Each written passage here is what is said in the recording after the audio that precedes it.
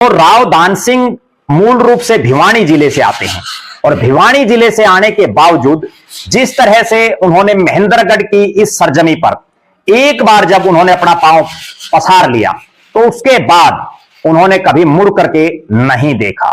जी हां, मैं बात कर रहा हूं, पहला चुनाव उन्होंने लड़ा निर्दलीय प्रत्याशी के तौर पर 1996 में और तब हवीपा और बीजेपी का समझौता था, चौधरी बंसीलाल की पार्टी और भारतीय जनता पार्टी का, और दोनों का समझौता होने के नाते रामविलास शर्मा यहां से प्रत्याशी थे, वो चुनाव जीत गए और राव दान सिंह पहला मुकाबला हार गए। जैसा रामविलास शर्मा हारे थे, मैंने पहले ही कहा कि दोनों की शुरुआत हार से हुई और उस हार के बाद दोनों में जीत का ऐसा बूस्ट अप आया। 4 चुनाव लगातार रामविलास शर्मा जीते और पहली हार के बाद बहुत रोचक बात है 3 चुनाव लगातार राव दान सिंह जीते, 2000, 2005 और 2009 में। वो उस 2000 में भी जीते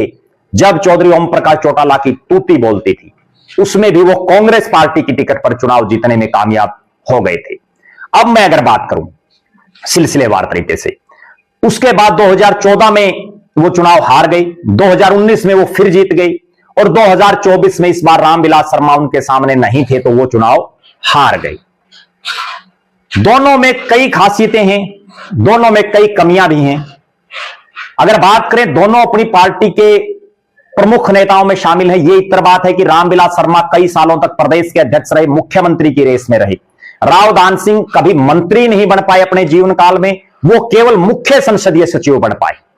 एक और दोनों में समानता है कि दोनों ही प्रत्याशियों ने लोकसभा का चुनाव लड़ा हुआ है। एक ने भिवानी लोकसभा से, जो पुरानी भिवानी थी, और दूसरे ने भिवानी महेंद्रगढ़ लोकसभा से, और दोनों ही चुनाव हार गए। दोनों ही अपने जीवन के पहले चुनाव हारे, उसके बाद दोनों ने जीत की हैट्रिक लगाई, बल्कि रामविलास ने तो चौका लगा दिया। इस बार पहली बार ऐसा हुआ है कि 1996 के बाद इन दोनों के अलावा एक तीसरा नेता चुनाव जीतने में कामयाब रहा और उसका कारण भी यही रहा कि रामविलास शर्मा की टिकट बुढ़ापे में भारतीय जनता पार्टी ने काट दी, जो कहीं ना कहीं उनके साथ इस उम्र में पार्टी का जो एक बर्ताव रहा उसकी चर्चा भी पूरे हरियाणा ही नहीं पूरे देश भर में चली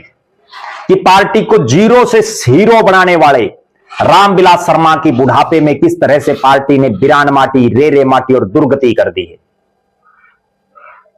यहां 2-3 नेता ऐसे भी हुए हैं जिन्होंने इन दोनों को टक्कर देने का प्रयास किया और जिसमें सबसे बड़ा नाम